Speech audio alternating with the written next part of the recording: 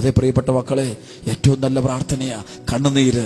നമ്മുടെ വേദനയുടെ നടുവിൽ നിൽക്കുമ്പോൾ, ഒറ്റപ്പെടുമ്പോൾ, സഹനങ്ങൾ ഉണ്ടാകുമ്പോൾ, തിരസ്കരണങ്ങൾ ഉണ്ടാകുമ്പോൾ, പീഡനങ്ങൾ ഉണ്ടാകുമ്പോൾ, ആരുമില്ലാതിരിക്കുമ്പോൾ, എല്ലാ വാതിലുകളും അടഞ്ഞുവെന്ന് നാം സ്വയം തീരുമാനിച്ചിരിക്കുമ്പോൾ, ഇനി പ്രതീക്ഷയ്ക്ക് വകയൊന്നുമില്ല, ഇതിങ്ങനെയൊക്കെ പോകാൻ പോകുന്നുള്ളൂ, ആരുമില്ല ഇനി എനിക്ക് ആരുമില്ല, എല്ലാവരും എന്നെ ഉപേക്ഷിച്ചു, എല്ലാവരും എന്നെ തള്ളിപ്പറഞ്ഞു, എല്ലാവരും എന്നെ കുറ്റം വിധിച്ചു, ചെയ്യാത്ത കുറ്റങ്ങൾക്ക് ഞാൻ പീഡനം അനുഭവിച്ചു, ഇനി അനുഭവിക്കാൻ ഒന്നുമില്ല എന്നൊക്കെ പറഞ്ഞ് നമ്മൾ കണ്ണുനീരൊടുക്കുന്ന സമയത്ത് എന്റെ പ്രിയപ്പെട്ട സഹോദരങ്ങളെ, മനുഷ്യരുടെ മുമ്പിലല്ല കരയേണ്ടത്, ദൈവത്തിന്റെ മുമ്പിൽ കരയുക.